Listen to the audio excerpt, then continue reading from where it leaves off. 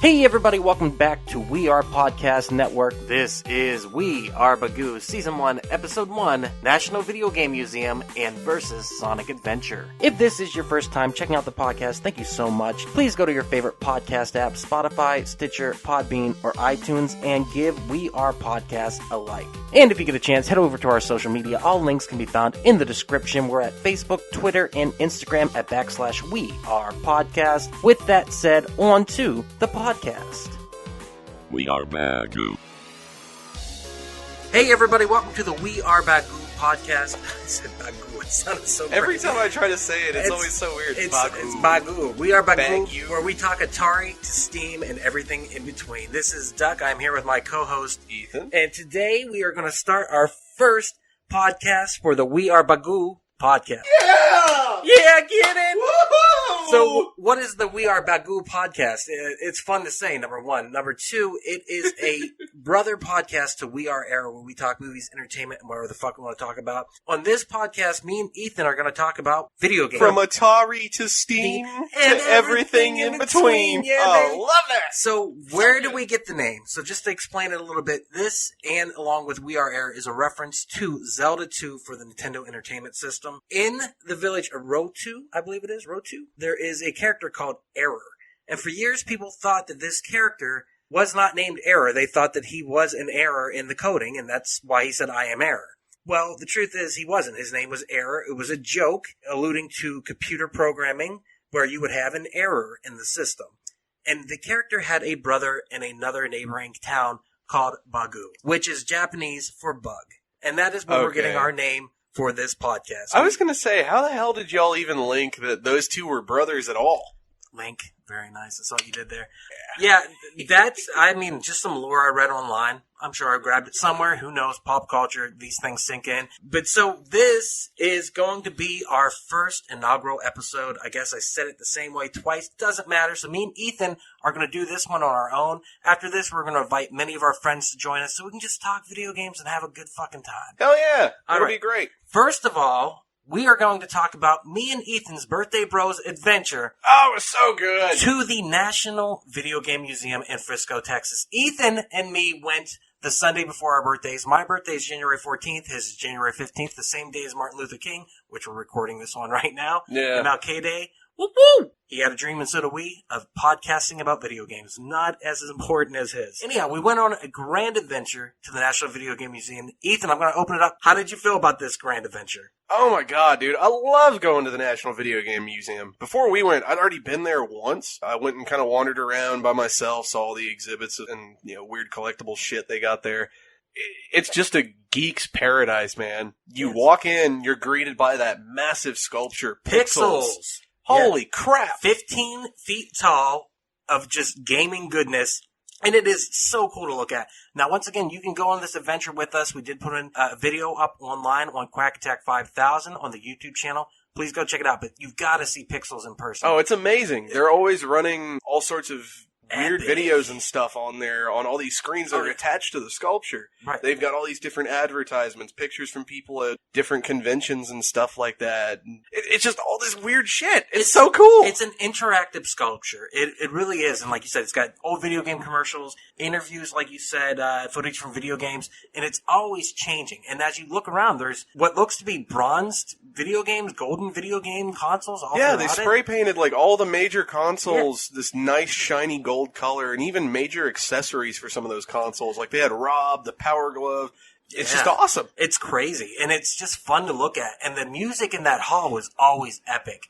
And I love the fact that they have not changed their brochure or their manual, or I don't even know what it's called. Yeah, the little map guidebook. The guide, yeah. It says, it literally is the Legend of Zelda Sword. It says it's dangerous to go alone, take this. I'm like, that is so fucking cool. And it just really sets the stage for what's going to happen once you get in the museum. Yeah, it was made by geeks, and they designed it that it was for geeks. Oh, it's so cool. Like, the way they have it all laid out, the interactivity, all of that, it's just so ingenious. There's so many references to so many games and other parts of gaming history. It's so amazing. You're right, and that's the big thing about it. They get it. Like, it's not... It feels like everything it needs to be there, and when you walk in, it sets the tone. It's unbelievable. If you have not heard of this before, if you're hearing it through the podcast, you need to make a visit there. It's worth your fucking time. It is so great. And it's probably one of the most interactive and engaging museum I have ever been to. Agreed. And it is a museum. That is a key point. It is 100% a museum. But you can play the museum. It's crazy because you go up, there's placards, there's displays, you can't touch stuff. Sometimes you accidentally do when you didn't read the signs. Watch the video. Yeah, exactly. I had a derp moment. But that's the part that I love about it. It is a museum. And when you go in, it's cheap. It's like $12 for a ticket, and they give you 4 quarters or tokens to the arcade that's at the end. Yes, there's a fully functioning arcade at the end of this. And every machine is 1 coin. You can buy more coins in there, and oh my god, you could spend all day in there. You could. And only spend like $5 and play every machine 30 times over. It's so good. Unless you're exhausted like we were. Yeah, like, we were ripped. I need food. So we gave the token away to like a nice family that was there. We gave all the tokens. We were just like, the kids were having a blast. So when you walk in, though, immediately it begins when you walk in because the first thing you're greeted by is a giant Mario. And he is looking at you, and behind him are these gigantic Super Nintendo controllers. And it's really cool the way it's set up. They have all the consoles from the Odyssey up into, I think, the PS4. Yeah, they have it all the way up to modern consoles. PS4, Xbox One, and the Switch. And it's in the case. And the first time I went, the Switch wasn't even out, so I think it was the Wii U sitting in that bag. That's what makes the museum awesome, is they're constantly updating with all the new stuff they find. Like, and I'm sure we'll hit this a little bit later on, but when we went there previously, there was the Super Mario Bros. Movie section. Yeah. Where they had like 2 or 3 separate cases with relics from the filming of that movie and stories from the set and stuff like that. And all of that was completely gone. They had changed it to Sega Channel. I was shocked. It was Sega Channel. And before that, I didn't remember what was there, but it was something different before the Mario one. Because I remember being shocked by the Mario display. Because I was like, there's the boots. There's the Thwomp boots. Like, this is the cool. boots were the best part. I'm like, are you kidding me? And they had a couple of those still in a storage case there. They had some of the wrenches or something like that. I'm sure they still have all that stuff, but it's just a rotating display, I'm sure. Yeah, that's really cool. Most of the rest of the stuff has stayed the same throughout, though. They just add to it as they go. Right, and what I was saying was, when you walk in, it has the display, it has these giant Super Nintendo controllers, you can go through the screen, you look up the console by the number that's associated with it, you can read all the history of it. I don't think I'd have enough time. You'd have to spend 2 or 3 hours looking through all that. Oh, just in that one part of the museum alone? Exactly. Absolutely. And the rest of the museum is calling to you, so that's phase 2. Phase 1 next to it is the Pong phase, I would call it that. There is the brown box there, which is a replica, we ended up finding out. Let's get to the part that I know you're excited about, Duck, where you kicked my ass at Pong 4-0. Yeah, there is the world's largest Pong game. I am ashamed to call myself a gamer after that. Nah, dude, it's fine. I didn't get a single point, man. You're a young gamer. I'm an old gamer. No, you did. You got a point. I just cut it out of the video because I want to make myself look awesome. So, I played that well. Oh, that's why. Yeah. Oh, there man. literally was a clip of you after being like, I scored! And I was just like, fuck you, Ethan. Fuck you, I'm cutting that out of the video. In there. That doesn't flow with it. You know, I can't help but notice that me just destroying you on the black box also conveniently didn't make it in the video because you conveniently weren't filming. You called it the black box. It's the brown box. Brown box. Nerd alert. But yeah, Ethan whooped my ass. So we were lucky enough that Ralph Bayer's son was there, and the replica brown box that they usually have on display, they actually hooked up so that we could play. And it was really cool. We were about halfway through the museum, and this guy heard us kind of talking for the video. I think he saw us filming or something, yeah, and he was like, whoa. You guys would be interested in this. And he goes, the Godfather video games. I'm like, Ralph Baer, because I'm not going to be tricked. I know who really created video games. Nolan Bushnell stole that shit. Ralph Baer is the one who originally created stuff. Nolan Bushnell went to some tech show somewhere, saw the original brown box, not the one we played, but the original one, and stole that idea for Pong. But regardless, we got to go into the side room. They had a bunch of people in there talking, and me and Ethan got to actually sit down and play the brown box replica. And god damn it, we had a good time. Dude, I was surprised that everyone else was so shy to go and play it. And we were not. We were the inverse. We were like, yeah, I mean, I was a little hesitant. I was like, is it okay if I touch this? It's not going to, just explode on me if I touch the controller, right? Because we thought it was the original. Yeah. I did not know that original is actually in the Smithsonian. Good. It need to be there because that is a very important piece of gaming history. Until the zombie apocalypse when we take a journey to the Smithsonian. We're stealing that shit. But for me, playing even that, though, at first we're just kind of like ping, ping, back and forth. But I'm like, we need a little something more. So I get on my phone and I put on Tom Sawyer by Rush. And it did. It changed the atmosphere in the room. It changed the... mean stripes, the taste of soya, mean pride.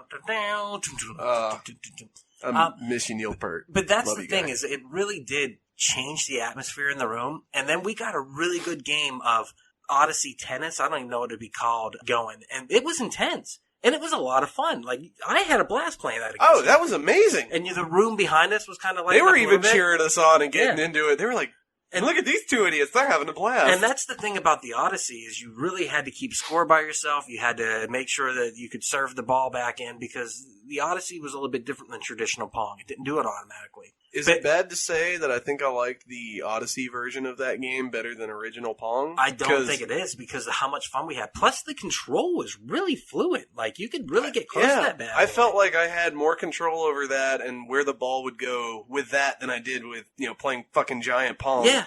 Because you won at the Odyssey, the brown box version. Say it again. And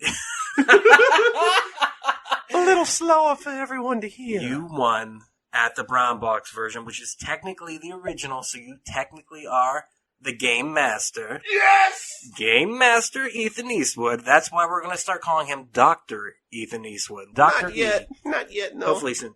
Hopefully soon. But the adventure through the museum was it was really fun. It was time to put that out and make a video of it. And thank you, Ethan, for being the cameraman and being the co-host of that also. But if you haven't been there, you've got to go. There's so much history sitting there. There's so many little things, like we said, the brown box replica.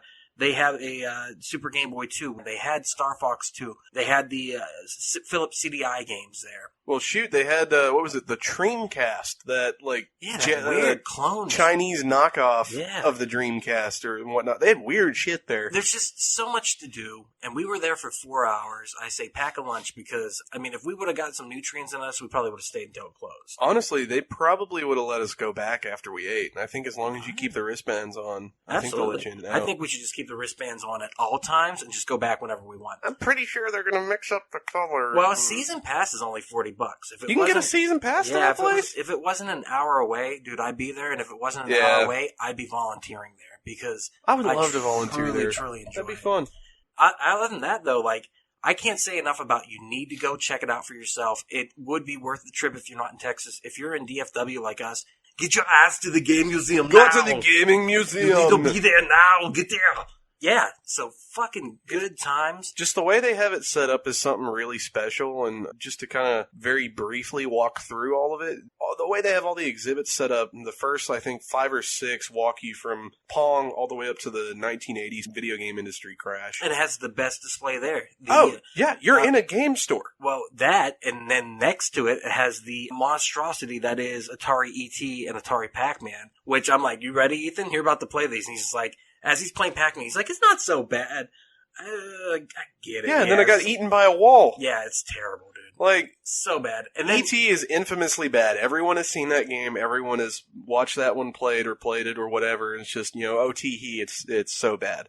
But it's bad. How do you fuck up Pac-Man? Oh, they found a way. Good God! They found a way. And like I said, it's not Pac pellets. I always thought it was sticks of gum. Even then, it doesn't look bad until you, actually start playing. Oh, it's bad. One of my favorite things ever found back in, I would say, late 90s, early 2000s was a fan-made game. It was like whenever Super Smash first came out, he did a version of that with Pac-Man.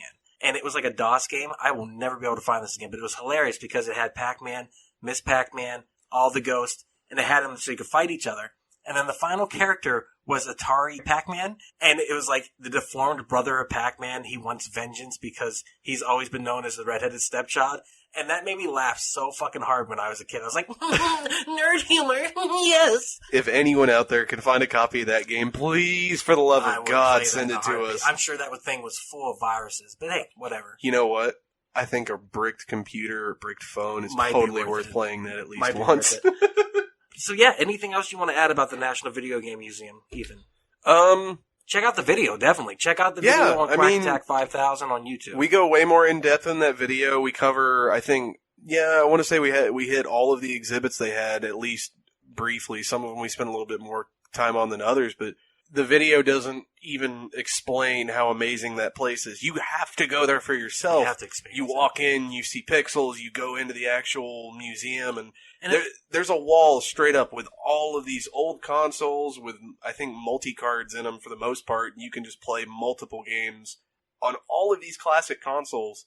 And that part of it's free. You just pay for admission. You go in, sit down, and play. You still get 4 tokens to the arcade at the end. Yeah. That's all you need. And that arcade is a fully functioning arcade. All the classic machines, and even in the arcade, they have, when you walk in, there's that classic blackboard with all of the high scores on all of those machines. Mm-hmm. So go in there, go beat some high score on Galaga or Dig Dug, and tell them Quack Attack sent you. Exactly. And, just have a good time. Yeah.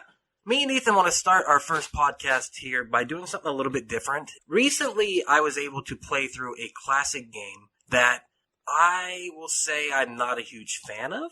And Ethan... Don't undersell it, you bastard. I fucking hate this game. But Dr. Ethan Eastwood views it a little bit differently. He grew up with this game, and he has a severe case of denial over how terrible it is. It's not a bad game. And that's what we want to discuss today. We want to have a little We Are Bagu versus episode where we're going to talk about the history of the game and really just dive into our differences on this game. So the first subject of the first episode will be Sonic Adventure. Now, just to set the record straight, he played the original Dreamcast version of the game. I did. I, on the other hand, have been playing Sonic Adventure DX, the director's cut, on the GameCube since I was like 3. And I played through that game multiple times, probably more times than I can count. And I fucking love that game. Not the original Dreamcast version. You're saying you've always played the GameCube version, which is the definitive version in a lot of ways, I guess. But at the same time... It's the same game, they just made it look prettier, and they added missions. Let's talk a little bit about the history of Sonic Adventure. Originally released in 1998, I believe in December of that year in Japan.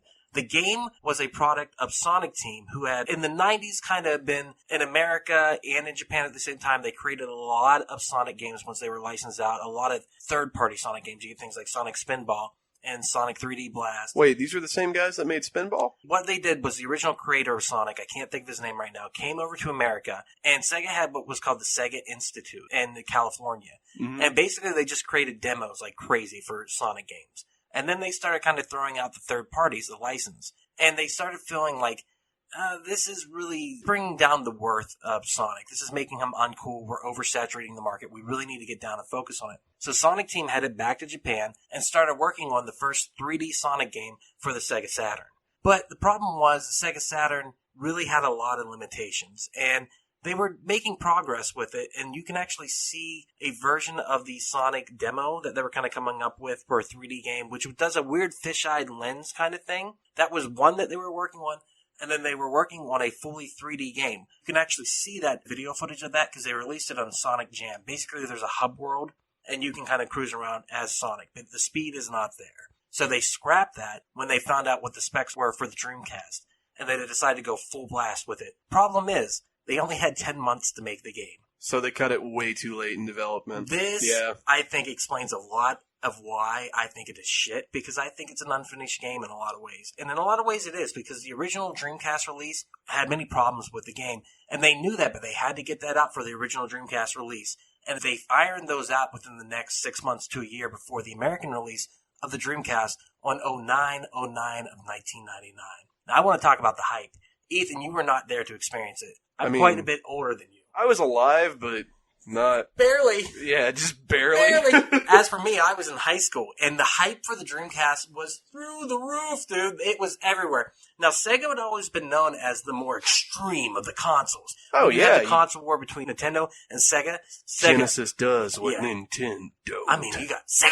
You got all that. It had that extreme thing. Fuck yeah. They sold Sonic on blast processing. Fast. Like, we're gonna It's not even a thing, but yeah. Blast processing, bro. It's we so cool. It. It's so fast. And people who had the Sega, and I have a theory about this, Sega kids versus Nintendo kids. Sega kids are a little bit fucked in the head, dude. They're a little bit... 16 bits? That's 8 more bits than Nintendo's got, bitch! Yeah, dude. It was intense. But I think that hype kind of stayed with it. Sega was always kind of the rebel, the bad boy of the video game industry. So when the Dreamcast came out, they're still running on that hype that they've had for the last, 10 years. you have Nintendo 64, but now you got a Sega Dreamcast. And comparatively, the Dreamcast looked real. I remember seeing the graphics for Sonic Adventure and just thinking, that's as real as it's going to get. It will not get any better than that. Right there. Now, here's the problem. 20 years later. It looks like someone was playing with Play-Doh in a 3D space. Kind of fucked up. But I'm not going to say it doesn't have a little bit of nostalgia, even for me, seeing the graphics. Yeah. We'll get to that. But for me, I was super pumped about the Sega Dreamcast, but I couldn't afford one when it first came out. And those who did have it, you were like, fuck yeah.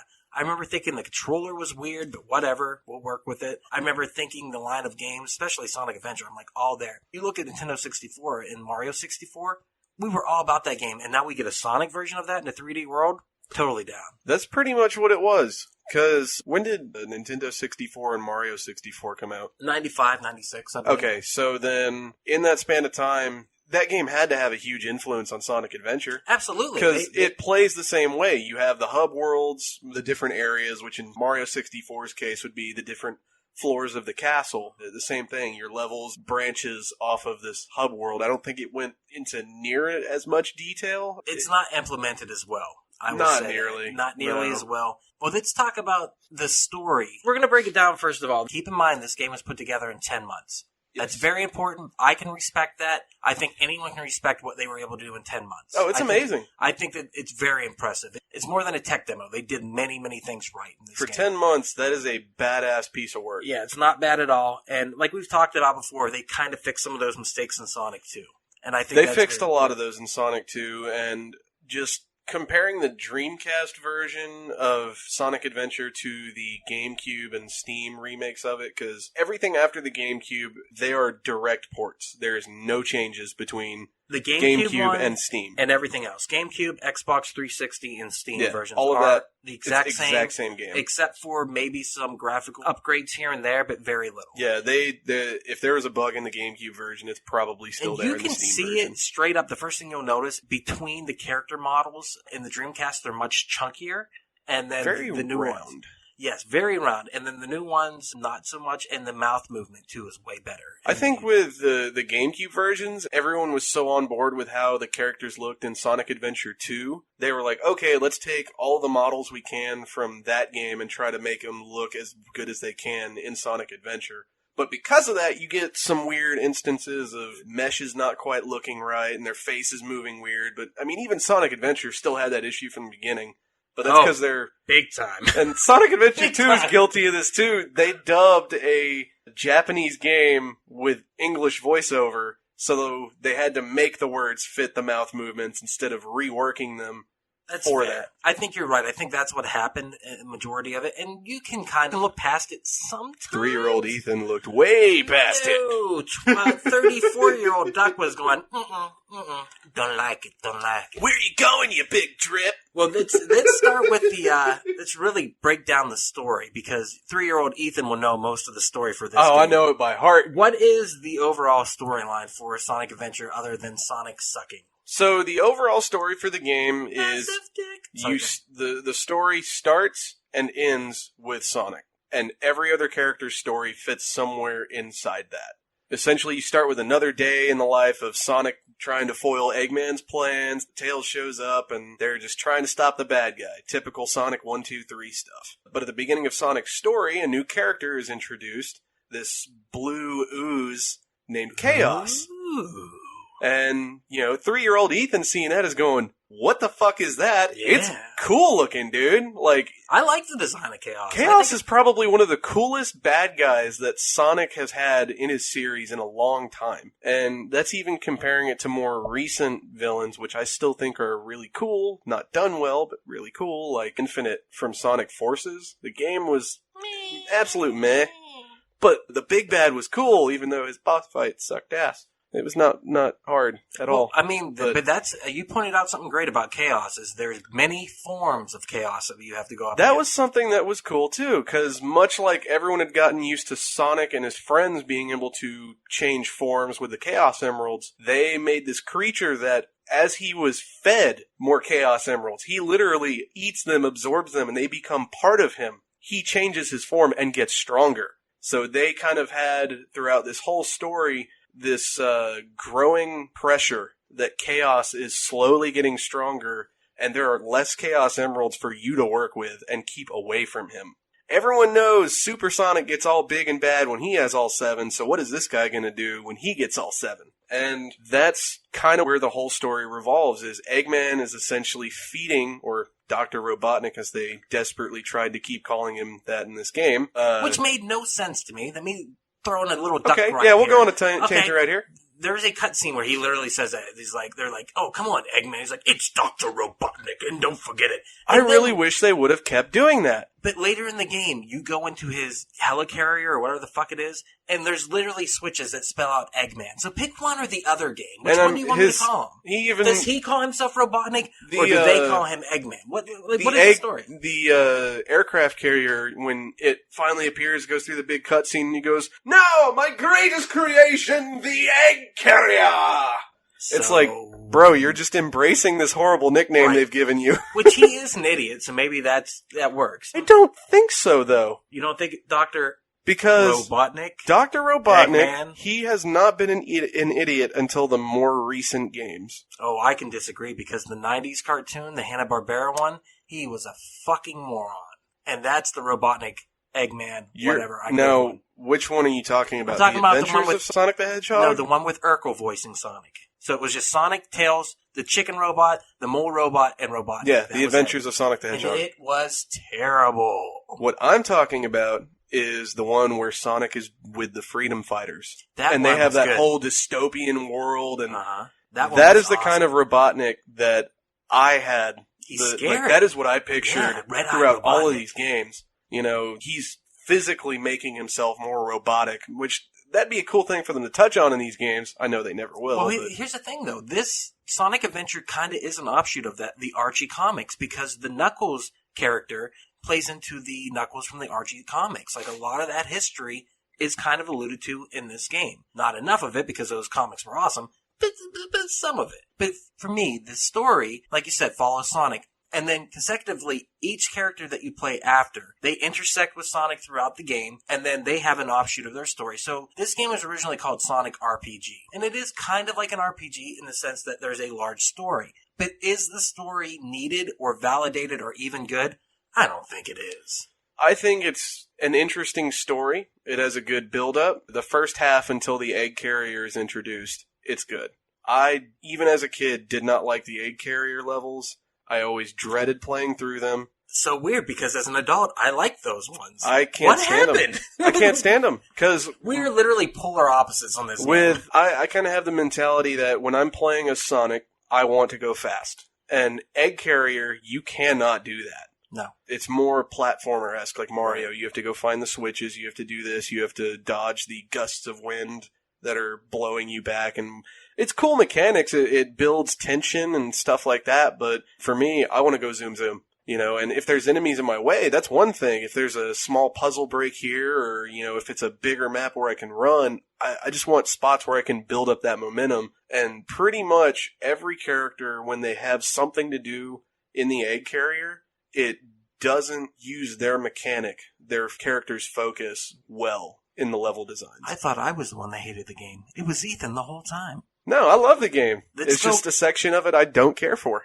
In the end, once all of the 6 stories combined, we got Sonic, we got Tails, we've got Knuckles, we've got Amy, Rose, we've got Big the Cat, which we'll get there in a minute, and we've got E-Gamma 102. E102 Gamma. E102 Gamma. Do you want me to do kind of a quick overview of all the stories? It's not super important, but basically what we're looking at is Sonic has the main adventure, Tails has the side quest. Basically, each character gets a hold of an emerald at some point. Yeah. And that's the point of each of them having a story. 6 stories altogether. I think there's 7 Chaos Emeralds once everything's said and done. And I really think that the side stories aren't great, but the main Sonic story is pretty good. Yeah, Sonic's story is solid. He goes through, it's the typical thing. He is always chasing and following Eggman and trying to stop him at every place. And I think that these side stories try their best to make the story more robust. Some of them are good. But some of them are very bad. Some of them are Big the Cat. I mean, some of them are Big the Cat. So, I'll just very quickly go and describe them for you, just because I know you don't want to go into detail and relive that pain, Duck. No, I don't. Tails, he kind of almost mirrors Sonic's story for the first half until, spoiler, at a certain point they get separated. Sonic ditches that little fucker. 100%. And he goes, and for some reason, he fights Eggman in the middle of Station Square, and it's actually a pretty cool boss fight, in my opinion. The Tails one is. Yeah, the final boss fight with the big egg robot Hell thing. yeah, that was badass. Oh, that one was cool. I'll give you that one, Sonic Adventure. That was a fun battle. Everyone gets one, right, Spider-Man? Yeah, and I like how, you thought they were going to keep that mechanic. Well, they had to keep that mechanic of you had to beat the ghost, essentially. For all the other levels, it was beat Sonic to the goal. Well, let's do that. Let's talk about each of the characters, how the game plays, and their story together. Okay, yeah. So, let's go back to Sonic real quick. Sonic has the very traditional Sonic the Hedgehog-esque gameplay. You're running through the stage, going from point A to point B. Very simple, easy to understand, and it's the first one everyone's going to play and finish all the way through. It's all about speed. It's all about going fast up until we get to the later levels when there is a little bit more platforming. Yeah. But it works, and I will give you this Sonic Adventure. You got this on me. They had some good boss fights, too. Sonic, all of the fights with Chaos were very tense, and for the most part, really cool. I did not care for the one, I think it was Chaos 4, where you fight him in the pond. Yeah, you only have to do it 15 fucking times. Yeah. I mean, it's ridiculous. It's dumb. And you say the battle is good. The battling is lame as fuck, okay? He jumps, he does his homing attack, which is a cool thing that they added in this game. Yeah, it was the first game where they introduced homing attack. You can defeat things like that with Sonic, and it's not exciting and it's not fun. But if you go back to the running levels and the speed and the fast, I'll give you Sonic is fun. And I would like to play those levels over and over again, especially the first one on the beach. That's good. Oh my, yeah. Good stuff. They built the game right when it came to Sonic. When it came to everyone else, it starts to lose its momentum. Ha ha! This is something that a lot of people complain about when it comes to Sonic games, is they spend most of their time on the first level of a game, and that's what's polished and done, and then the rest of it is really subpar. I think they're correct. There are a few exceptions to that, but I'll agree. Sonic 2 is solid. Sonic 3 with and Knuckles, mostly because the and Knuckles half. That one, sure. Dude, I want to say Sonic this. Adventure 2. I want to say this. They heroin hook you is what they do. Yes. They give you that first fucking hit. And you got to know how it ends. Come on, my babies. And then you get a little bit of that, and then, you know what? After that, you're good, but you know what? The rest of it tends to fall apart. I'll even say that in the original Sonic. The first couple levels are solid. But once you get towards the end of the game, I'm like, Green it's Hill? kind of missing some stuff here. You guys forgot Green to Hill some cool and shit. Scrap Brain. Those are the ones I love. Everything in between is garbage. So with Sonic, on his gameplay, it's speed, it's homing attacks, it's flow, it's fun, it's a good time. Yeah. There is some platforming. Not all Sonic has to be super fast. There is some platforming in it, and it works. Yeah, it's just got to be that good balance of, you got to feel like you're going fast, but also feel like you're having a challenge, which is that healthy balance between momentum and platformer. I'll give it... And they've always been pretty good about doing that. I'll give it an A-. How about you? I'll give it an A. Okay. Solid A. Now, the reason I give it the A-... Now, what is our highest rating here? Is it S rank? Oh, yeah. S rank will be our highest. S rank will be our highest. Yes, this will be our rating system. Because that's the rating system in the game, ladies and gentlemen. Yeah. So I'll give it an A. I will give it an A-. And the big thing, it is way too easy to go out of bounds with Sonic. Yep. Because it's a plus because you're going fast. It's a negative because you just fall out of bounds all the time. I think it's Windy Valley or Wind Valley. That one's the worst offender, and Egg Carrier. But that tornado's pretty badass. Oh, dude, running up the tornado and bouncing off all the debris. So good. A lot right with Sonic. Let's move on to Tails, though. Tell us a little about Tails' story. Tails, for the first half, mirrors Sonic's story. In every way, all he is a... They take a snippet of... I think it's like one part of all of Sonic's levels. So if Sonic gets all three parts of one level, just for example, Tails will have like maybe the middle chunk or the first one or a small piece. And you're racing him, so you're basically racing a ghost. If you have like in a Mario Kart kind of game, like you ran a lap, but now you have to outrun the ghost in the next lap. That's what you're doing with Sonic. And so you're pretty much just playing Sonic's levels all over again. It's not unfair by any means. It's kind of an okay challenge. It's nothing super hard. It's fun, though. Yeah, it's fun, and I always liked the banter between the characters when you pass each other. As a kid, like, you'd run past Sonic and he'd go past you or something and go, "Oh, you're too slow," or "Come on, buddy." And I like also you can fly in these levels. There are specialty green rings that are set up that you can fly through and take a little shortcut to, try to. Yeah, they gave Sonic. Tails some ways to very cleverly get ahead of Sonic that are specific only to him. But with that said, his levels are shorter. Mm-hmm. Way easier to go out of bounds because you're flying, but I'll give him that. Also, his story is fucking pointless. I don't see the point of having... It was to get him to have the emerald at the end. I guess, but that was what even happened towards the end? Like, he pretty much replays everything. You have to fight the thing in the water again, the chaos in the water. It's pretty much Sonic's story, just truncated. Yeah. And that's when the game starts to feel like, all right, we're rehashing a little bit here. They rehash a lot in that game, and that even young Ethan caught on to that. It's like, didn't we already do this we did. 3 times? One of my favorite things, though, was there is a cutscene where Tails, whose voice actor is terrible, I'm going to give him the worst. And everyone knows the voice acting is terrible in this. There's some characters... Tails, look out! You're gonna crash! Ah! But I'll give Sonic. Sonic is good. Thumbs up. Good to go, Sonic. You get a Sonic thumbs up at the end of that. But Tails, I don't know what they were thinking. Hey, Sonic, we can go after Eggman in my plane, the tornado. He sounds derpy. I mean, he sounds fucking retarded. I don't know how else to say it. Like, it's not good. It's bad. I think it's okay. It's passable. No, I give... No. Knuckles is passable. Tails... Oh, no. Throw Tails in the bin. Like, it's terrible. Oh, no. Alright, so Tails gameplay, it's fine. Voice acting, terrible. Let's move on to Knuckles. We gotta rate Tails' story. Oh, Tails, I will give him a B-. What will you give him? Yeah, I'll give him a B-. It's fun, but you're gonna play it after you finish Sonic's story, so it's up until the point where they get separated when the tornado gets shot down. Which is a weird scene anyhow. Because I hate that minigame. I'm talking about the scene that happens after it, but you're right. You have to play that minigame over. Can we talk about that minigame for a second? That minigame. I hate that minigame with a passion. All right, explain what the minigame is. So you have to do this twice because apparently you can't just fly onto this egg carrier. Well, in Sonic Adventure, once is never enough. Yeah, you have to do everything once, twice, 10 times a lady. Like, it's ridiculous. For sure. So there's a point where, Eggman does, "Look, the egg carrier!" That whole thing, he flies off and goes onto his big badass air carrier, and Sonic and Tails are like, "Oh no, let's follow him." Oh no is the catchphrase of the game. Like, they oh no. say that.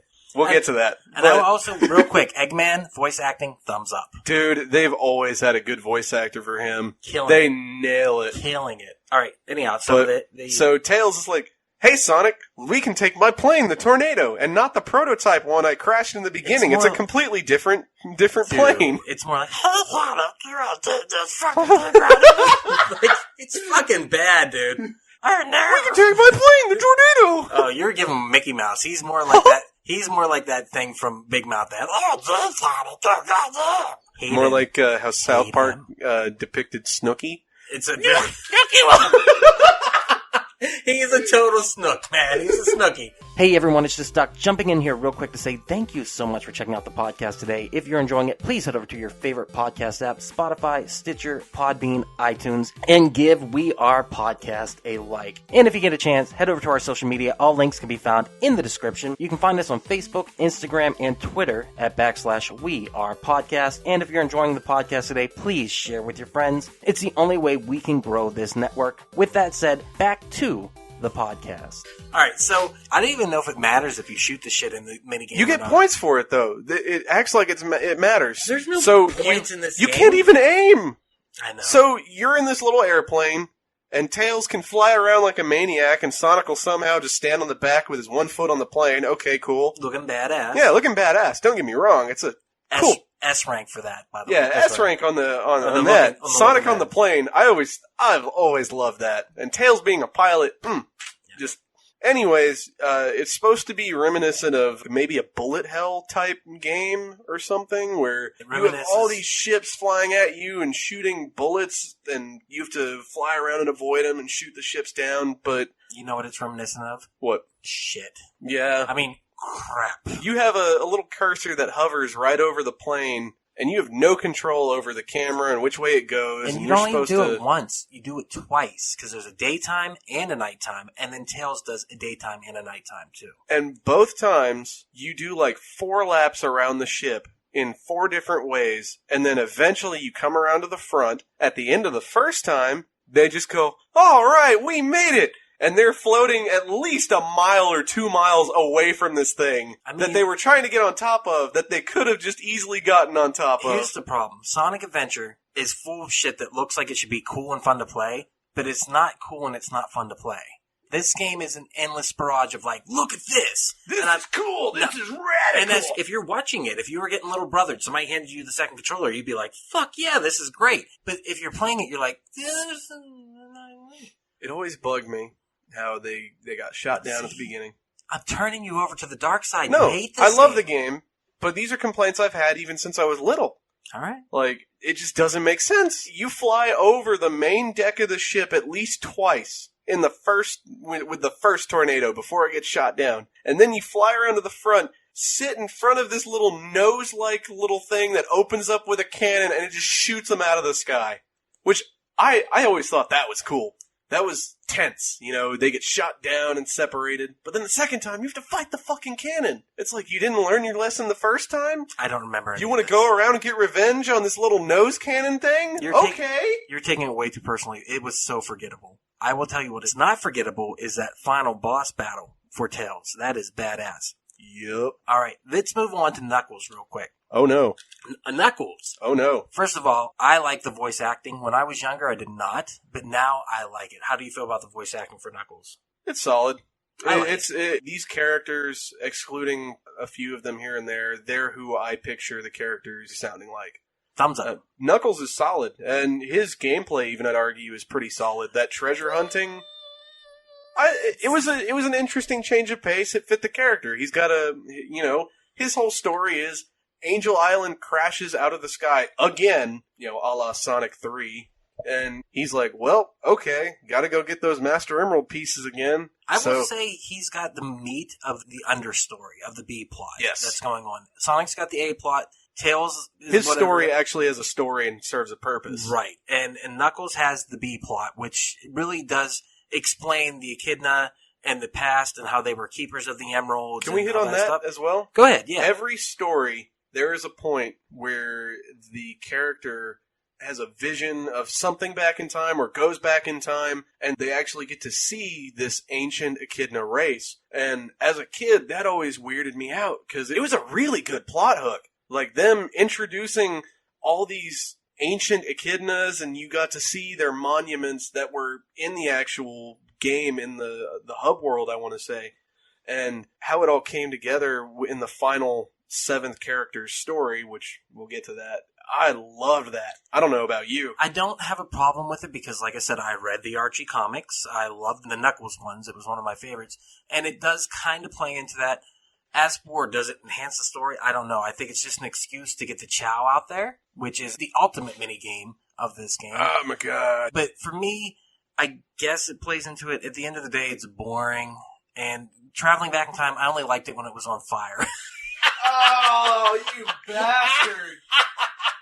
Do you know how many Chow died? Well, there is the character that is protecting the Chow. I don't remember her name, but she is the little fairy that follows you around and gives you hints throughout the whole thing. She's the Navi. She's the, hey, listen, of this game. Her voice is annoying as shit to me now. How do we feel about that voice? That is a thumbs down. That is a solid D rank right there. That is not good. But with Knuckles and his gameplay, basically you have smaller versions of all the main levels, where he has to find the 3 emeralds. And they are hidden throughout the level, and later on you have to kind of dig for them too.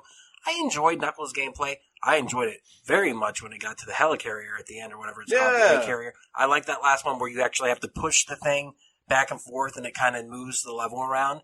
I thought that was cool. And I do want to go back and say, on the Sonic and the Tail, the one where they have to do underneath the egg carrier, and they're like going around the pistons and stuff like that, and you have to jump from them to them, and it has the little gun.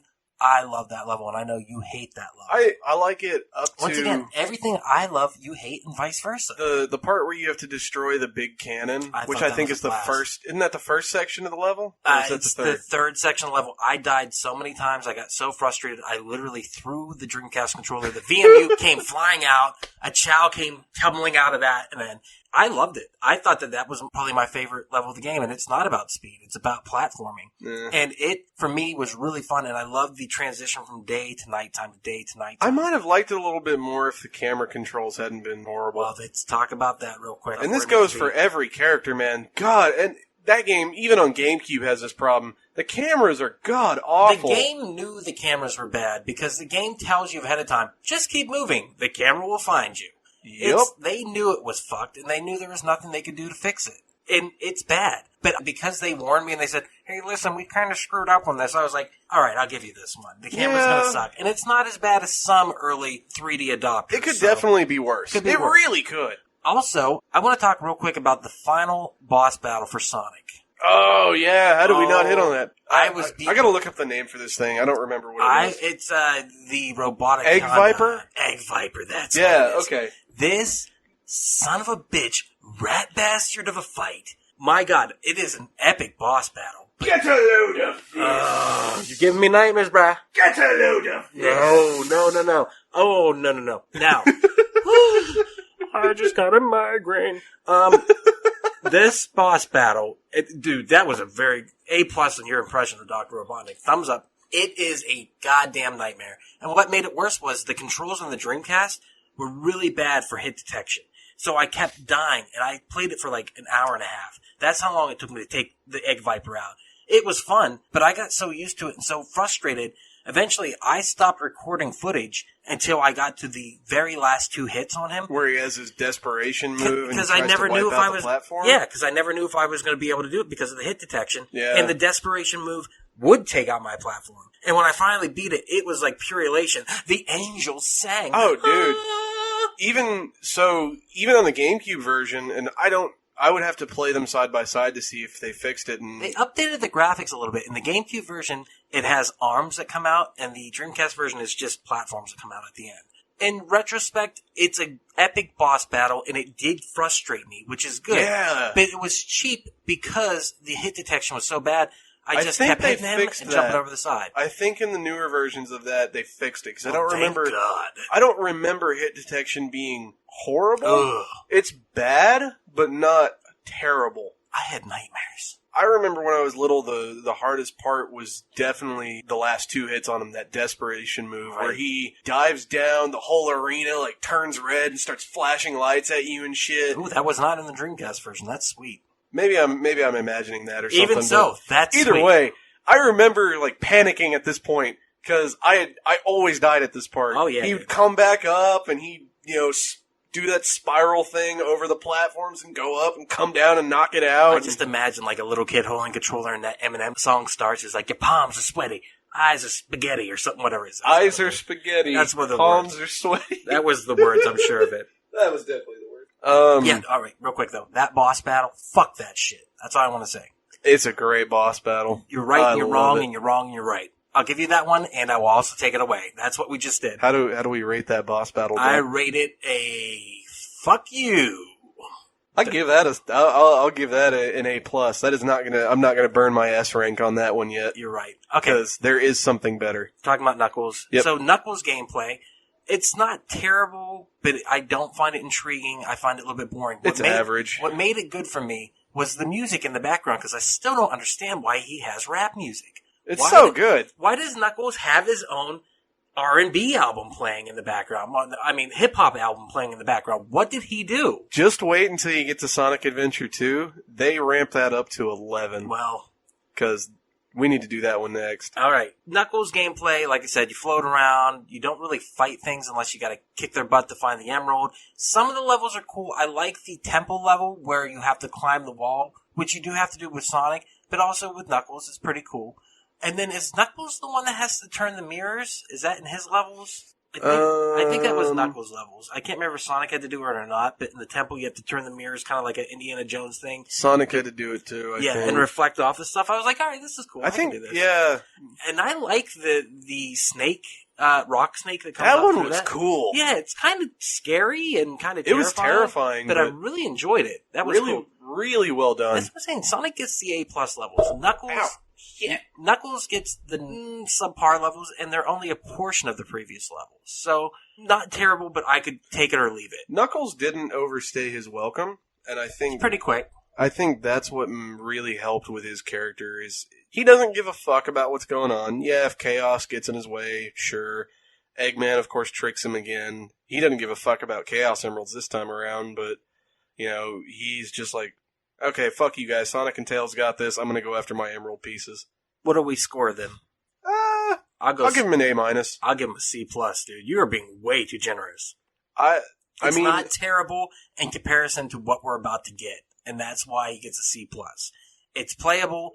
It's quick. You know what? I'll change mine. I'll give him a B- because I think I do enjoy Tails more than I do. This game definitely the they stair step it down, and then it spikes. Which, we'll get to that in a second. You can't play towards that strength just because the rest of this is going to suck. And it is. Let's go to our next character. Amy motherfucking Rose. What is this pink bitch doing in this game? It's all about the bird, bro. It is all about the bird. All about the bird. All Which about the bird. They really should have. I can't remember. It's been a little while, but did they establish that the bird had eaten a Chaos Emerald or was infused with one early on? Or is that something they revealed? I don't remember them ever saying anything about a Chaos Emerald with this bird. I guess I just totally wiped it out of my memory. Because doesn't the bird show up in the special 7th episode and spit one out or something? It shows up in the 6th episode with the E-Gamma, but I really Maybe don't know. Maybe that one was... Yeah, I think that one was it. I don't know, to be honest with you. Either way... It's a fucking bird that she saves, and she's like, look, I got a bird, and I want to suck Sonic's hedgehog. And then this stupid robot is chasing her because it wants the bird the whole fucking time. The robot out of Mega Man Legends. If you've ever played Mega Man Legends, that looks like one of the robots from that game. It's fucking ridiculous. And the thing is, she loses all the speed. With Knuckles, you didn't have the speed so much. You had a little bit. You didn't expect the speed with Knuckles, though. Yeah. With Amy, they set her up that you should have had some She's speed. a hedgehog. Like Sonic, shouldn't she have the speed? And the only time she's a rose, bro. That's why it's Amy the Rose. Oh, wait, never mind. No, she's a hedgehog. And the only time she speeds up is when she's going upstairs. And I think that's a glitch in the game, because when she runs upstairs, she runs like she's got a fire in her ass. But other than that, she's slow as molasses, man. With her, they made it to where she built up speed or built up momentum slower than Sonic, and I think that's what kind of annoyed everyone. Oh, no. Because with her... Not everyone. Duck. Okay, it annoyed Duck. It annoyed me endlessly. Her levels do suck, but I always liked just giving her something positive here. That you could use the hammer to do a flip. Like, you get a running start, she whip out the hammer, and you go, okay, we're good to go. Slam it down on the ground, and she bounces up into the air and does a flip. Ever done. It's so good. And pointless. It was pointless. That's how you do a speed run through Egg Base there at the end of her story. Utterly pointless. Her story, utterly pointless. Yeah, it's pretty dumb. The character, utterly pointless. How could it get any worse than this? My rank for Amy Rose, she has all 3 levels, is a solid D. Ethan, what are you going to give her? Yeah, I'll agree with you on that. I'll give her a D. How about the voice acting? Thumbs up for me.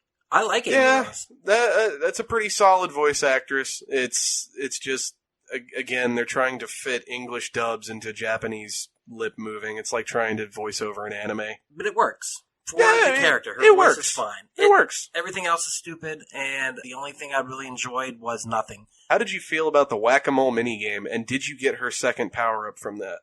I did. I don't think I used it even once, which was the spin power-up, I think. Yeah. And it's still lame. Lame as fuck. Did you hate that minigame, though? No, I was fine with it, whatever. I mean... You mean you weren't bugged by the fact that Eggman had a convenient Whack-A-Mole escape locking mechanism? It's a game with talking animals. These talking animals will never expect that you play Whack-A-Mole to get out of your cage. Well, let's get into that. One of my biggest problems with it being an RPG and having NPCs everywhere, they add nothing to the game. Absolutely nothing. I thought, I'll go talk to some of these motherfuckers. Nothing. Like, it did not expand the universe. They did not say anything interesting. It did not add any character. I don't give a fuck. Any classic RPG, you talk to a side character, they expand things. Side quests, or more information on the world, or something like that. Even you can agree, these side characters do nothing. No, they're just filler. It's just to fill up the space, because they could. NPCs, what do you give them? I give them a thumbs down. They get an E rank from me, bottom of the barrel. Moving on to the best, the most important character I think that this game produced. Dude, fuck you. The one character that matters to me in all of this. I'm gonna go ahead and rate this story. Big the Cat, you get a big fat E from me. Sir, you're wrong. That's an S rank right there. Dude, fuck that. You are not wasting an S rank on Big the Cat. Big the Cat. I beat half those levels for you. It gets a 100. That's true. Fuck you. He did, because I did not. I will not let you give that an S rank. All right, I'll give it an S for sucks. So bad. No, Big the Cat, I don't know why he exists. I don't know why he's looking for Froggy. Froggy. How about the voice on that? Thumbs up or thumbs down? It's Big the Cat. I'll give it to him. You know what? I don't know. I'm going to do a thumbs in the middle because I want to hate it, but I also want to love it. Because it expresses how dumb this game has become. Like, Big the Cat's always been a derpy character, though. I think you're using derp in the correct sense when you say that, because he is obviously retarded. But secondly, it's not fun. And no, Ethan's it's right. Not. I couldn't even figure out how to control it for the first 3 or 4 of the ponds that we had to go fishing for Froggy, which is his story. I don't even know what happens. He gets a chaos. Big the Cat has to go through the levels, find him. Can we talk about the beginning of that? I have no idea what happens. Chaos shows up and then disappears, and then Froggy suddenly has a tail, and then Froggy hops away.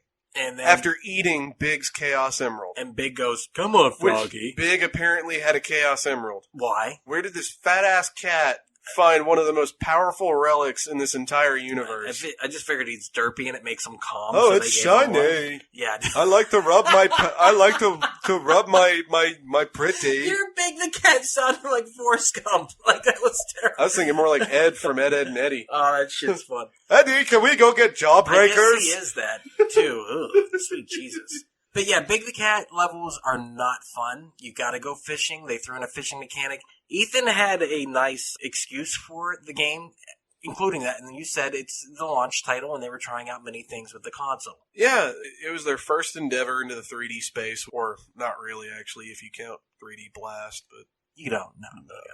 Their first real endeavor into the 3D space with that franchise, and I do appreciate from a game design standpoint that they're branching out and we're trying new things, you know, with Tails' fly mechanic, they gave him his stuff, Knuckles with treasure hunting, Amy with her, whatever the fuck that was, Big the Cat fishing, and then E102 Gamma, which we'll get to. You know what I would appreciate? If they hadn't done it at all, because it was not needed. And have I got news for you, because Sega, they don't do any of that anymore. Yes, they don't. And even the shit that did work doesn't work now. Well, I'm telling you right now, Big the Cat is not fun. There's a reason he didn't come back. He does show up in Sonic Heroes, I think, as a legacy kind of character. But he only showed up in Sonic Heroes as part of Team Rose just so they could have a heavy character. Heavy hitter, yeah. And he fit in that. Yeah. He did. I'll be honest, I don't dislike the design of Big the Cat. I like the way he looks. I don't think he doesn't fit into this universe. I think he could have. I just think that the gameplay aspect of him sucks, and the voice isn't great. Finding a good way to bring him back and him have a point is really hard because he's such a simple character, like Forrest Gump or something like that. But now they've got so many of these other characters that are far more interesting than him. I think he's just going to come back as cameos, or maybe at some point some type of Sonic Heroes 2 or something like that. Do you think he's the most hated character in all Sonic lore? No. I would say right now it's a toss-up between two. The first one that immediately comes to mind would be from the new Sonic Boom series, Styx the Badger. Ew. I just hate the name. Yeah, I don't care for the name either, but the character's kind of a wild, almost like Bob is in our Heroes Gyros podcast, very off-the-wall, sporadic, can be serious at times, but also very not serious at the wrong times. Right. And I don't hate the character. I don't like the character either. It's very divisive. We gotta give our rank for Big the Cat. Yeah, what is Big the Cat for you, Doug? That's an F. It's truly an F. I mean, Sonic games don't go to F, but I'll give it an F. It's an F, it's a flop. You fishing for Froggy, it doesn't work half the time. It's an F for Froggy. There you go. Yeah, it doesn't work half the time when you fish for them. The levels, they're short, they're stupid. And that boss fight, can we touch the boss fight just for a second? Yeah, the boss. I have a clip of Duck that, please include this in the video when you make it, of Duck's reaction to Big's one and only and final boss fight for his story. It's bullshit! It's literally Chaos 6, where he is the scorpion thing at his, almost most powerful. And you fight him as every single character, period. I think except Amy. I think I was going, what the fuck, the whole time. You literally just have to land one hit. You don't have to reel in. Couldn't do it. You just, couldn't do it. You have to fish Froggy out of this fucking massive scorpion-ass chaos as he is attacking you and moving.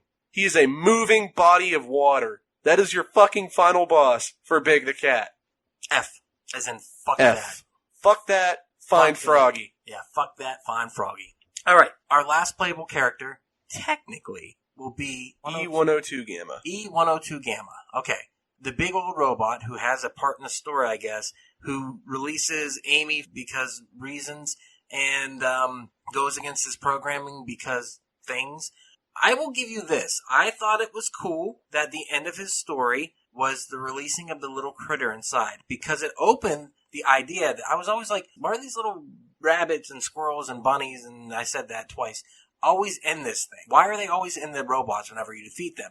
It's because he wipes their brain. He needs a primitive brain, much like a hamster on a wheel, to run these little machines. Yep. And so whenever... It's a living battery source for these robots. And I thought, man, that's really cool. That's very Matrix. It doesn't really click for you. It doesn't click for you. It never did until I played this. Now, 34 years old, that hit, I was like, holy shit. It's a really dark tone that lies super under the radar. I was like, that's so cool. And so at the end of his story, whenever the critter that is inside another bird is released, and it goes back and it finds its family, which they had a photograph, which I'm like, how the fuck do birds take photographs? But whatever. It's Sonic Adventure. The gameplay, I will say, for E-Gamma isn't terrible. And like you pointed out, it carries over into Sonic Adventure 2. Yes. Where Tails actually takes over that role of the shooting level. You're in a mech kind of with the turret top. You can rotate around and aim at enemies and walk around and stuff. The one thing I don't like with Gamma, though, was that he was on a timer or he was ring-powered? It's a timer that is ring-powered. That's what it is, and you have to get the rings so that your time doesn't run out, and your time runs out. I didn't care for that, but as far as... The levels are so easy, you never have to worry about that, though. Right. The game, it's really pointless. Well, the last, one or two, it becomes kind of a time crunch on those, or at least it did when I was little. It kind of bugged me, that timer, but I'll give it some redeeming points with Gamma's story, because I know you didn't really care for it. Nope. I loved it. Gamma is the one thing that validates Amy's story, believe it or not. Didn't care about that story either, though. I didn't either. I did not care about Amy's story, but it made Gamma's story work, if that makes sense. No, but I'm on the opposite side of this argument. Voice acting for Gamma, thumbs up or thumbs down? Perfect. Thumbs the fuck down. What do you mean perfect? It sounded like shit. He's a damn robot! It didn't sound like a robot. He sounded like a business guy going, come on in, let's do this. Let's go, come on. Like, robot would be robot voice. Instead, he had like a weird business voice. I'm like, what the fuck is this shit? Did they change that from Dreamcast to GameCube? I'm hoping they did, because it would validate what you said, because the version I'm hearing is no bueno. Yeah, I think we're going to have to agree to disagree on that one. How do you feel about the level? What ranking do you give it? Gamma, I give a middle B. I'm going to give him a C. Because I know you didn't care for his story, but I really liked his whole thing of going from being a minion of Eggman, following his prime directive, and then he sees the bird with Amy, he sees the woodland creatures, and that really fucks with him. He doesn't know why. Then his story turns into him killing all of the other robots from his lineage. Because Eggman actually... If you remember, his first mission is go find Froggy, and he takes a Chaos Emerald from Froggy, or something. I think that this is also a benefit of you playing the game many times, and me playing it once, and me not remembering anything, whereas when you were younger and you played it, you got to see all this over and over and over again and got to really put your emotions into it. Whereas when I played it, I was like, I got to get through this fucking game. It helps if you go into it wanting to play it. 100%. Because I knew what was coming. The next character. Oh, wow. Which, Gamma's whole thing of having to go then hunt down Beta, Zeta, Delta, all them. I probably botched that, but all the fucking robots. And then you're standing on the deck of the egg carrier and he goes, remaining units, Gamma. And you're like, oh shit, he's going to kill himself. And then Beta flies over and you're like, oh wait. We're not done yet. But what tripped me out, Eggman, after that mission with Froggy, he repurposes all the robots. He scraps all of them except for Gamma, contorts them into these weird mechanizations? I think you were right. Whatever. Weird monster robot things. And they're all the final bosses of these levels that Gamma goes to from then on. What I liked about his story was the derpy-looking Sonic, Tails, and Knuckle dolls that you have to use for target practice. Yeah, that was dumb. That made me so fucking happy. Yeah. Those were great. And I was like, they only show up one time, I think, in Sonic's Adventure, and I was like, why did these only show up one time in this whole game? And then I got to his stuff, and they were everywhere. You're just shooting them left and right, because it's target practice. I'm like, all right, I dig this. I like this. Yeah, and that's totally something Eggman would do, because it's like, I want you to kill these fools, so you need to practice shooting them. I thought that was great. But overall, once again, C ranking. And then the whack-a-mole thing, going back to that, they looked like Sonic and Supersonic and all them, and you hit them. They didn't look derpy. I mean, they looked like Diglett, but Sonic. Let's move on to what is technically the final part of the game. The collection of all the emeralds. You bring those together. And of course, Sonic's got to do what Sonic's got to do. He's got to go Supersonic. He's got to go Supersonic. So, the final level of the game is Supersonic's level, which is awesome. Supersonic gets... Dude. What rating for you? That is S tier all the way. S tier. This is true S tier. This is the highest. It's what makes playing through all the other stories worth it. Totally. Because even in the title screen, you see what chaos can become. That they epic They title tease screen. it. They show you ahead of time what's going to happen. And he looks like Biolente from Godzilla. Shout out to my Godzilla fans. It looks kind of like a water Biolente. And it is badass. The final levels you play as Sonic. Well, go ahead and explain it, Ethan. Yeah, I'll give you this one. It has a nice build up through it too, because everything's fine at the end of Sonic's story, and at least me as a kid, I'm kind of wondering, okay, where's Supersonic? What the fuck? And we need him to go Super Saiyan. We need the Goku here. You need the end. You need that. You need it. And at the end of all of it, everything's fine. The world is saved. Eggman's defeated. His carrier's, floating in the ocean. All is well. Suddenly, Chaos comes back, and he very quickly is going and finding all of the emeralds. Everyone's just kind of like, what the fuck is going on? And this kind of culminates where he finally gets all 7, and the characters even say it themselves, we're doomed. Because now he is all powerful. Well, let's get into it. He floods Station City Square, which finally you have to go through, once again, back to the good parts of the game. You go through a Sonic level where it's all about speed, speed, speed. And you have to go through these flooded corridors of destroyed cities. You got to back up a little bit before that, because they make a very important point story-wise as to why Sonic can go supersonic. Chaos is upset. He's angry. He's feeding off of his negative emotions. And in doing so, he saps all of the negative energy out of the Chaos Emeralds instead of using them completely. So Sonic is able to pick up these negative Chaos Emeralds and just use the remaining positive energy, go supersonic, and then it goes into that level, and I fucking love it. And that's where the tie-in from the ancient echidnas come in. Tikal comes back and explains all this shit. What you just said, boring. What I just said... Oh, fuck you! Speed, speed, speed, speed. Fun. Boring story. Fun, speed. That's all I care about. I played through all 6 of those fucking other characters so I could get to this final part where I go fast, I go fast, I go fast. That's all I care about. I'm a story guy, man. And I am a fuck this game guy, so speed, speed, speed. Listen, fun.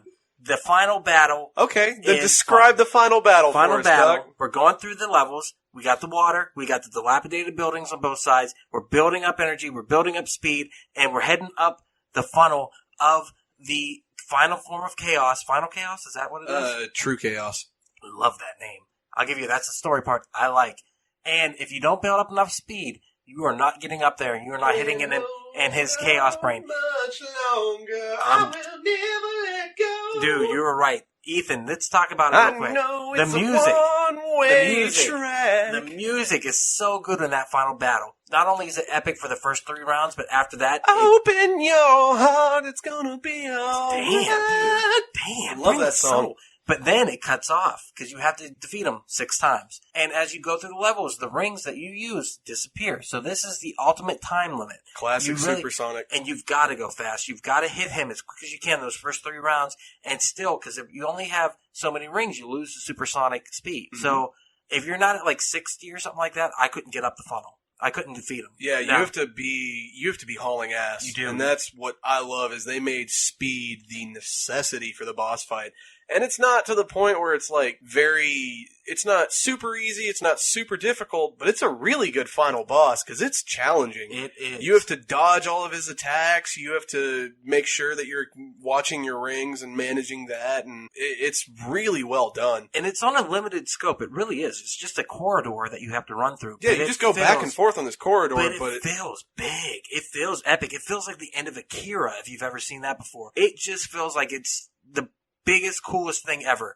And I will even give it, playing it for the first time and seeing it when I was younger, I'm like, this fucking rocks. It makes the end of that game. It does make it worth it. Oh, for sure. S rank, great time. All the way. Supersonic is the best chapter of that game, and that's something when we have inevitably review Sonic Adventure 2, because I'm going to fucking make you, that's the same thing, is they refine all of the good points from this game. They ignore a lot of the bad decisions they made, Big the Cat, Amy Rose, all that sort of stuff. And they really focus more on telling a really good story. But final story for Sonic Adventure 2, it really reflects this and cranks it up to 11. Boom. I'm excited. If you really liked that Supersonic story, beginning to end, and that boss fight and all of that, you're going to rave over Sonic Adventure 2. But I will say I'm not going to rave over Sonic Adventure. It's a big thumbs down. Too many things happening, and they don't come together as a cohesive experience for me. Now, I'm not looking at it from the nostalgia point of view. I'm looking at it from the age of 34 playing it for the first time. Yeah. Ethan, you have nostalgia for it. You love this game. It's a lot of nostalgia, and I think if I had started playing this when I was, now 22, first time playing it through, I'd still think it'd be a fun game. I could see the merit in that, but I don't think I'd near like it as much. I mean, hell, most of the conversation we had prior to this and while you were playing it, I'm always comparing it to Sonic Adventure 2, because that is, in my mind, that is the primo perfect best Sonic game ever made. But that game does not make this game. So how do you feel about this game at the end of the day? So overall rating from, I think we should keep this for any review we do, is the E to S. All right, I'm down. Because I love that. Okay. Final rating for me, I give it an A-. It's great. It's fun. Has good moments. A decent story. Killer big bad in Chaos. Really cool design and adds a new element to the universe and whatnot. But it has some pitfalls. But they're things I can overlook. Amy, it's short enough that it doesn't overstay its welcome. Big the Cat, it's so short that, you can finish it in 20 minutes. It's not even a That's blink. a long 20 minutes, though. It's a excruciating 20 minutes. It's like I would like to get my teeth pulled for 20 minutes. Overall, I think the payoff for having to sit through Big the Cat is well worth it. I agree with you. I will give this a C rank. It is not terrible and it is not great, but I would not suggest playing the whole way through unless you never had before. It's worth at least one playthrough. It's worth it. I'll give you that. It's worth at least one playthrough in your lifetime, but after that, just go back and play the Sonic levels. Yeah, just go back and play Supersonic all the time. The Tails levels. Real quick, gotta talk about the hub worlds and then we're done. Hub worlds in this game, they're horrible. They're trying to do what Mario 64 did with the castle and the paintings. They are not succeeding.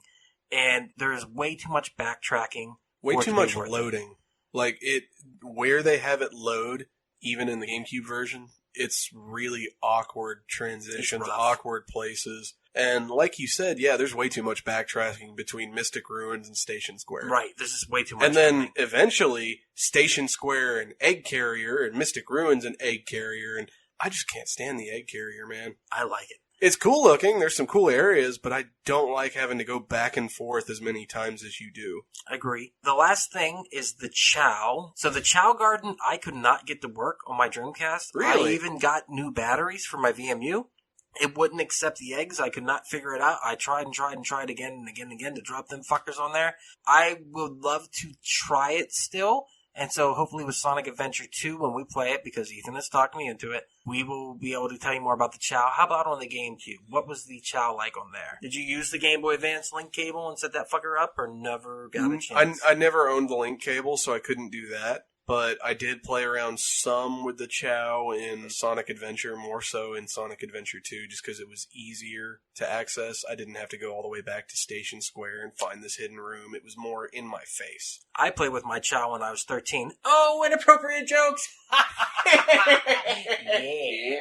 What I thought was cool is I think it connected to Sonic Advanced. Is that right? The Game Boy I think Advance it one? did. You're right. The 'Cause Chow Garden was on there. It was either Sonic Advanced or Sonic Advance 2. I want to say it was the first one. That was their version of the VMU type thing for the GameCube version. You could transfer it to the Game Boy card, feed it on there, and you could get new eggs, hatch them on there, treat them on there, and then bring them over to the GameCube version, or bring your GameCube ones over to that and vice versa. It was just awesome. Two completely different games, two completely different places you can find and take care of your Chow, but they're completely and wholly backwards. They support one another. But because we didn't get to try it out on either of this, I'm going to say, fuck the Chow. Sonic Adventure, it's not good. It's a C. Fuck the Chow. All right. So, anyhow, that has been our look at Sonic Adventure on the Sega Dreamcast. Once again, C rating for me. Ethan, you're going to give it a... I'll give it an A. All right. So if you've never checked it out, please go check it out. Speaking of checking out some stuff, here in the Quack Attack 5000 Network, we have other podcasts you can check out. We Are Era, where we talk about movies, entertainment, whatever the fuck we want to talk about. We also have Heroes Gyros, a Dungeons and Distraction side quest. We are starting Season 2 of that. It is so much fun. So many things going on with these characters. You can also check out the videos at Quack Attack 5000 on YouTube. Send us an email at quackattack5000@gmail.com. Ethan has set up social media sites for us. Where can they go, Ethan? Quack Attack is now live on the interwebs, and you are more than welcome to come and say hi, hello, or just send us your stupid pictures and memes. You can find us on Twitter, Instagram, and Facebook, all at the same handle. That is at QAttack5000. Yeah, we are live on Instagram, Facebook, and Twitter, and soon to be Twitch as well. You can find us at QAttack5000. Yeah, come give us a follow, hang out with us. We'll be more than happy to chat you up and see what you're up to. Yeah, share some pictures. Let us know what's going on. No dick pics. I don't think Ethan wants to see that. I don't want to see your magnum dung. But let us know how you felt about Sonic Adventure on the webs. Also, thank you so much for listening. This has been Duck. I have been here with my co-host, Ethan. And thank you for listening to We Are Bagu. I guess, what should our tagline be? This should be something cool. You ain't Billy Mitchell, bitch! That's our tagline. You ain't Billy Mitchell, bitch! And remember, you ain't Billy Mitchell, bitch! Just remember, you ain't Billy Mitchell, bitch! That's our tagline. Oh, you got nothing on Billy Mitchell, bitch. And there it is. Thank you so much for checking out the podcast today. If you have enjoyed it, please do not forget, share with your friends. That is how we grow the network. And if this is your first time listening, head over to your favorite podcast app, Spotify, Stitcher, Podbean, iTunes, and give We Are Podcast a like. And if you've enjoyed this podcast, you're going to love the other podcast here on the We Are Podcast Network. We have We Are Era, where we talk about movies, entertainment, whatever the fuck we want to talk about. That's me, that's Jake, that's Hobby. We're breaking down pop culture, and we're having a blast. Don't forget Heroes Gyros, a Dungeons and Distraction side quest. Me and the boys were sitting down, we're playing some D&D. We're having so much fun. You can go and start that from the beginning of the journey, Season 1, Episode 1. You're going to love it all the way through. And finally, I hate being sober. Personal stories from epic people. I'm going to sit down with some of the most epic people I've ever met in this world, and we're going to talk about their life. We're going to talk about their trials and tribulations, and we're just going to talk about their journey this far. Head on over to our social media. All links can be found in the description. You can find us at Facebook, Instagram, and Twitter at /WeArePodcast. Also, head over to the Facebook group, We Are Era. We would love to see you in that group. And don't forget, if you've enjoyed the podcast today, share it with your friends. That's the only way we can grow this network. But with that said, I have to remind you, I can never let you forget this. You ain't Billy Mitchell, bitch. So stop trying. We'll see you next time.